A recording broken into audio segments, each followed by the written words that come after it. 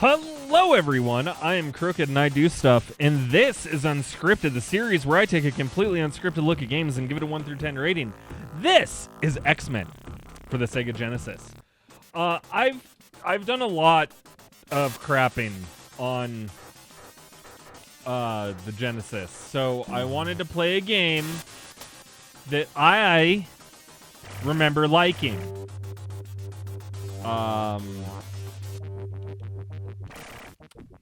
Will I still like it afterwards? Well, we're gonna see, aren't we? So, this is X-Men. From what I remember, you're actually in the danger room and you're doing like simulations of different things.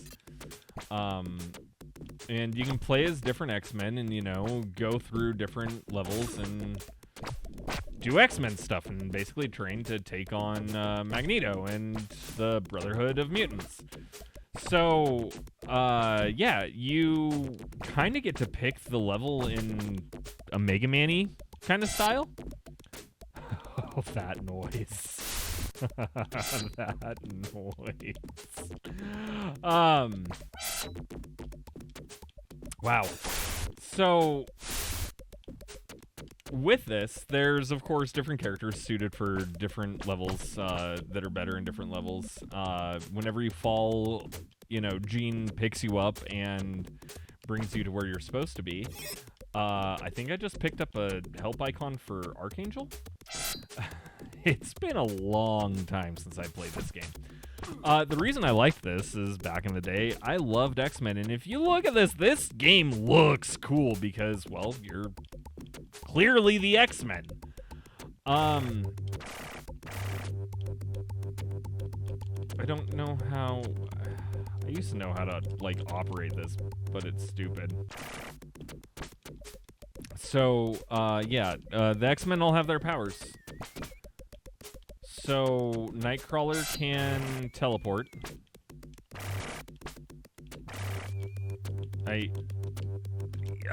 Yeah. And he can get through parts. I think it's random, but... Oh, God. He can teleport, which is super helpful. I don't remember why the little bugs are coming, but that's like a core memory unlocked, is the noise of those bugs always being there, and the noise of Sauron, which is the pterodactyl that comes down and attacks me every once in a while. At the end of this level is Juggernaut. So you fight Juggernaut, and, you know, you go through that. If your X-Men dies, or X-Man dies, then you move on to the next group of the next X-Man, and it repeats until you either complete the levels or you die. In terms of the controls, it is 3 buttons. They only have the 3. That's it. You can do cool things, like with Wolverine, you can put his claws out, which makes him stronger, or you can just have him as Wolverine. Of course, his claws are kind of his power in this. I don't know if he has regeneration, or if it's not a thing here. And wow, I guess the Savage Land is the only place I can go to. I thought you could go to other places, but I guess you have to start with that.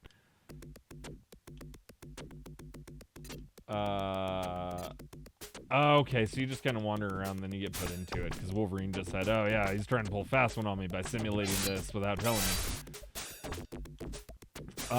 So it's a basic side-scrolling beat-em-up.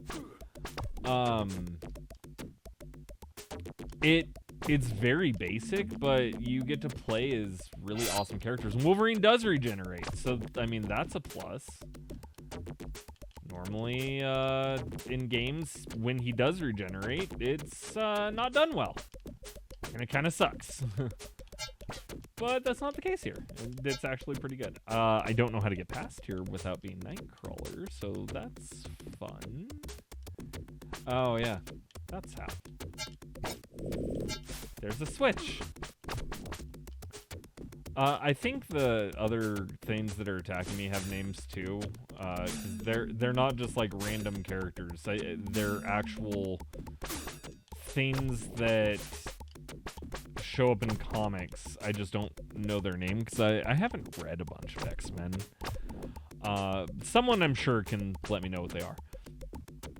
So yeah, you take down that big barrier using the switch. There's other switches in this, of course, and then it lets you through.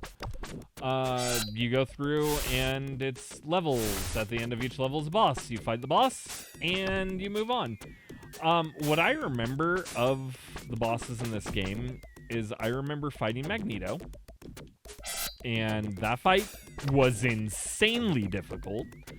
I also remember fighting Juggernaut, and I seem to remember him having like a cheese method where you can just win. But I wouldn't remember what that is today. I'm not even sure if I'm going to make it to Juggernaut because I'm really bad at this game. Also, maybe Wolverine's health doesn't heal? Or maybe it just does it really slowly because, well, my health isn't going up. Oh no. Whoop. Ow! Yeah, so, okay, 2 of my X-Men are now dead. And, yeah. Sound-wise, the game doesn't sound that bad. It has some bad sounds, but it doesn't sound that bad. This is actually pretty good use of the Sega sound chip from what I remember. Gambit has this dope, like, double-ish jump. I don't think it actually double jumps because it doesn't give me extra height, but, you know. Yeah, he also has his nifty cards that he throws, and, of course, Cyclops can shoot lasers. I think later on you unlock some other X-Men too that you can play as, which cool. I don't know what I just did here. Oh yeah, you can switch X-Men. So like this, I just switched to Scott Summers, Cyclops, and yeah. As you saw, I didn't have to go back to the menu or anything. I was just able to switch over. I think these are assist characters, so you don't get to, like, yeah, you don't get to change into them. This is Iceman, that's Storm, that's Rogue, and then I can switch back to Gambit at any time. So, I mean, it gives you tools to deal with multiple situations. It gives you a lot of really good-looking environments, good-looking character models. The game isn't bad. Its biggest, like, problem, honestly, is the fact that it's an older game that plays like an older game. But you could probably get a lot of enjoyment out of this, and you might even, you know, get to the point where you're like, yeah, I want to beat this game. There are better X-Men games out there, I think. But this one is good. Even if it's just good for the time. But I think it is a little bit better. If you put some time into it, you know, really learn this game, you might have a lot of fun. Like I said, it's just bad because it's a little dated. But overall, the score that I'm going to give this is probably a 6.5 out of 10. It has some problems. Not gonna deny that, and it's not for everyone. But overall, it's not a bad game. It's possibly going to make you go, hey, I want to check out some other Sega Genesis games, or maybe some other X-Men games on the Genesis. And we're like, Spider-Man Separation Anxiety and Maximum Carnage on the Genesis aren't really things I would recommend. This game stands enough on its own, and there's not really enough of this that you see anywhere, where it's just side-scrolling platformer, action beat-em-up kind of game. done in style of X-Men, and for my childhood, these are some of my favorite memories of playing this game. So I think you can get enjoyment out of this.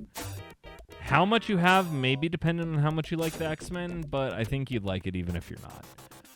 So if you liked this video, go ahead and hit that like button.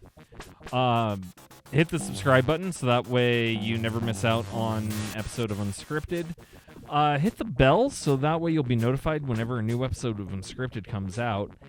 And with all of that said and done, I do want to thank you for watching Unscripted, and I will see you on the next episode.